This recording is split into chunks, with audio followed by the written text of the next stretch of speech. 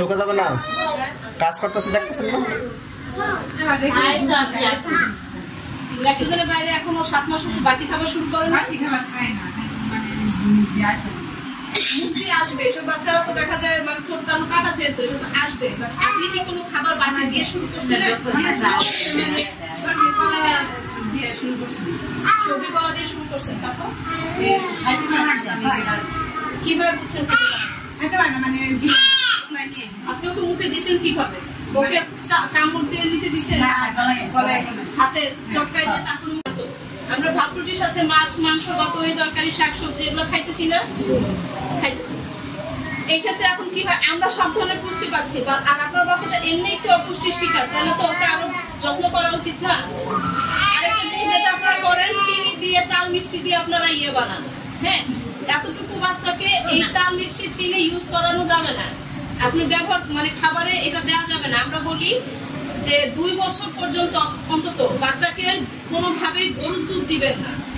হ্যাঁ, আপনারা যেটা ফর্মুলা মিল্ক বা যে কৌটার দুধ খাওয়াইতেছেন এটা খাওয়াবেন, গরুর দুধ দিতে পারবেন না। প্লাস হচ্ছে 1.5 বছরের মধ্যে লবণ আর চিনি না দেওয়াই ভালো।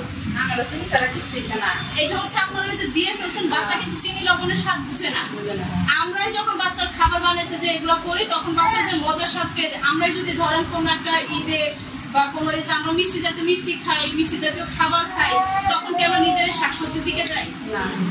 যাই না। পোলা মাংস যখন খাই, আমরাই কি সালাদ খুব বেশি খাই? খাই না তো। তাহলে ছোট বাচ্চারা ওরাও তো টেস্ট আরো ভালো বুঝে, ওরা কেন খাবে?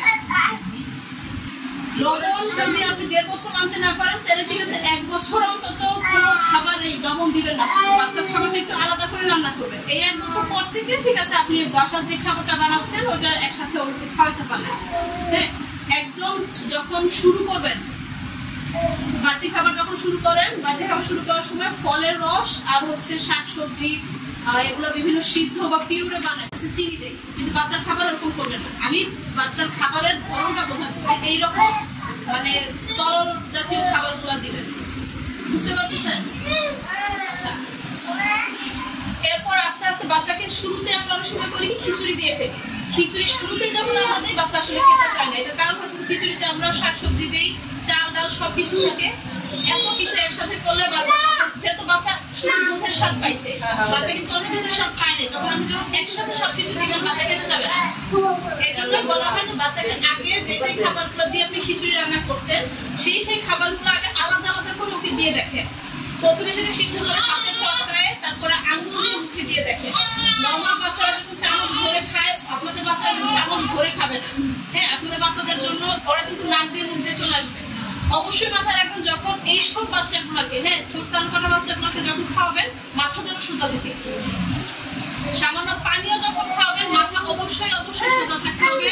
মানে মাথা যদি বাঁকানো থাকে, অথবা ছোট ছোট বাচ্চা যারা আপনার মায়েরা হাতে কাঁধে করে রেখে আপনারা খাওয়াবেন, তারা কিন্তু সাবধান থাকবেন কাঁধের থেকে মাথা যেন হেলে না যায়, একদম মাথা যেন সোজা অবস্থায় থাকে। রাতে অনেক সময় মায়েরা দুধ খাওয়ান ঘুমের মধ্যে, এই কাজটা করবেন না। ঘুমের মধ্যে ও যখন খাচ্ছে, নাক মুখ দিয়ে চলে আসা অথবা শ্বাসনালীতে চলে যাওয়া অথবা মাথার উপরে উঠে যাওয়ার কিন্তু চান্স থাকে। এই কাজটা করানো যাবে না। তখন